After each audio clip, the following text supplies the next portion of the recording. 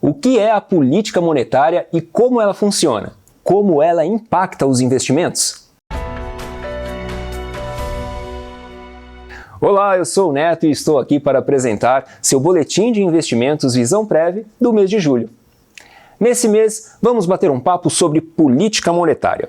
Este é um tema muito importante, afinal, é uma das ferramentas do Banco Central para atuar na economia. Seus efeitos são vistos na taxa de juro básica do país e influencia diretamente no controle da inflação ao longo do tempo. Para falar sobre esse assunto, temos a presença do Maílson da Nóbrega, ex-ministro da Fazenda e sócio da Tendências Consultoria. Olá, Maílson! Novamente é um prazer tê-lo conosco. Maílson, as medidas de política monetária adotadas visam o equilíbrio da economia e são responsáveis por alterar a oferta da moeda, geralmente por meio da definição das taxas de juros. Então, como podemos simplificar e explicar ao nosso participante o que é e como funciona a política monetária brasileira? Olha, em primeiro lugar, em diferentes regimes econômicos, o objetivo fundamental da política monetária é assegurar a estabilidade da moeda. No momento atual, a partir de início dos anos 90, o regime tem sido o de metas para a inflação, que hoje é seguido por mais de 50 países. E o Brasil introduziu esse regime em 1998. Esse regime ele trabalha com instrumentos. O instrumento básico é a taxa de juros básica do Banco Central, que aqui no Brasil é chamada Selic. Né? Ela pode ser uma taxa estimulativa, isto é, naquela em que o potencial de crescimento do país não está sendo aproveitado na sua extensão. Então, existe um gap, né?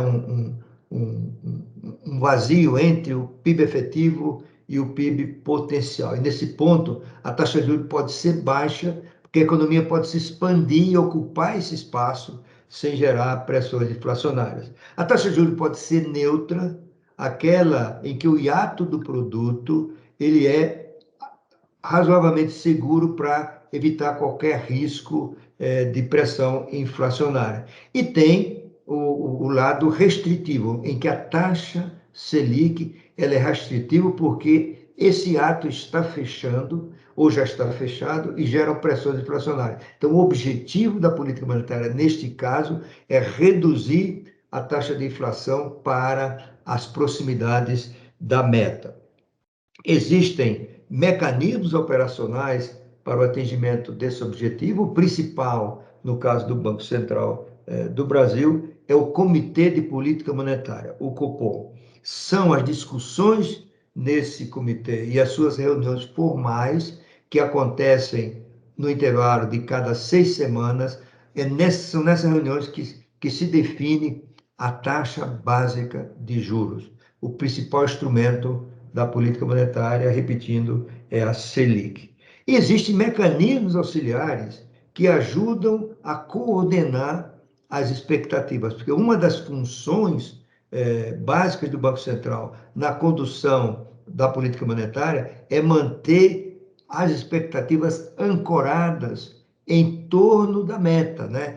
A âncora é a ideia do navio, né? O que é a âncora de um navio? É um peso que mantém o navio numa certa área, ele pode até oscilar, mas ele está sempre preso ao centro. A ideia de ancoragem da expectativa da política monetária é isso. Não significa que os mercados vão convergir exatamente para a meta, mas em torno dela, que é o objetivo. E aqui no Brasil a gente chama assim o centro da meta, né? A meta, o resultado pode oscilar para cima ou para baixo, 1,5 ponto de percentagem, que nesse caso a meta estará cumprida. Mas o objetivo é que o sistema circule em torno da meta. Nesse caso também, a comunicação do Banco Central é um mecanismo auxiliar muito relevante.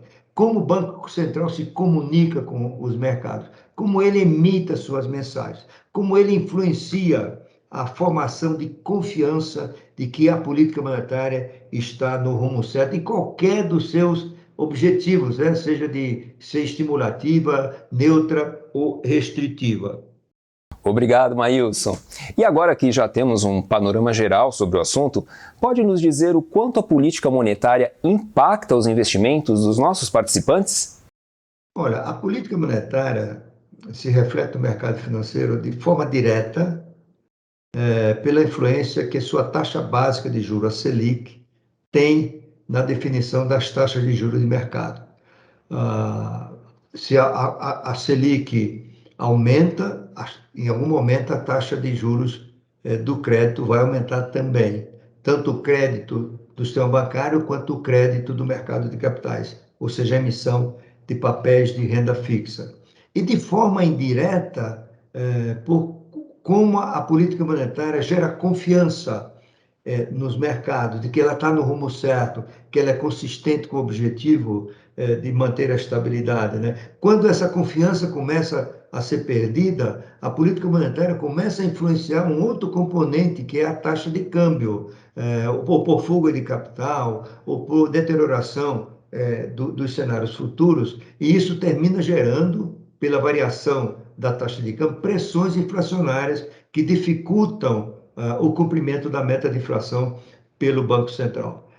E a taxa de juros de mercado, que vem, né, dessa matriz básica, que é a taxa Selic, influencia a economia como um todo, porque a partir de diferentes situações de risco, a taxa de juros do mercado vai refletindo o que ocorre na política monetária, ou seja, os seus efeitos vão sendo transmitidos por diversas cadeias, por diversos canais para o mercado de crédito. E o mercado de crédito, como a gente sabe, é um fator fundamental ao funcionamento da economia, né? A taxa de juros do Banco Central pode influenciar os mercados de renda variável, né? Quanto maior a taxa de juros, maior a atratividade dos investidores para investir em renda variável, como ações, fundos imobiliários e assim por diante, né? Portanto, a política monetária é, por assim dizer, um farol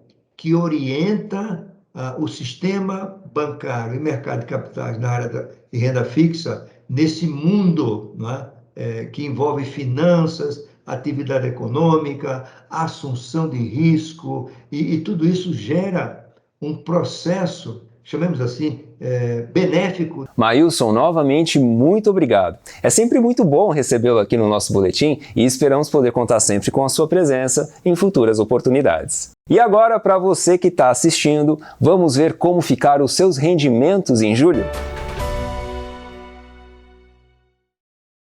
Sobre a rentabilidade de cada perfil, o superconservador obteve um resultado no mês de julho de 0,37%. O retorno do conservador foi de 0,16%. Já no perfil de investimento moderado, a rentabilidade foi de menos 0,72%, enquanto o agressivo apresentou um retorno de menos 1,26%. O agressivo renda fixa a longo prazo obteve um retorno de menos 0,30% no mês. E para saber a alocação dos perfis e a rentabilidade acumulada em 12 e 36 meses, é só acessar a página do boletim. No seu e-mail, você também recebe a rentabilidade obtida. Agora vamos falar um pouco sobre como os cenários nacional e internacional refletiram nos seus investimentos. No Brasil, a vacinação segue avançando, já há um menor índice de contágio da Covid-19 e, consequentemente, uma menor pressão sobre o sistema de saúde do país. O relatório Focus de 30 de julho aponta para crescimento do PIB de 5,30% em 2021, ante expectativa de 5,05% em junho, e indica que a taxa Selic esperada para o final de 2021 é de 7%, ante 6,50% esperado para o mês anterior. Já o mercado acionário apresentou desvalorização em julho, com recuo de 3,94% no mês. No cenário internacional, os Estados Unidos apresentam inflação e ritmo de crescimento dos salários elevados, ao passo que a reabertura econômica já foi praticamente completa. Na Europa, o bloco começa a apresentar sinais de recuperação econômica, que deve seguir com a consolidação da reabertura econômica e a entrada de recursos do Fundo Fiscal Pan-Europeu. Na China, a atividade econômica tem migrado das exportações para o consumo interno e para o setor de serviços, ambos fortalecidos pela alta demanda interna, o que reflete o forte avanço do mercado de trabalho. É isso, ficamos por aqui e até a próxima!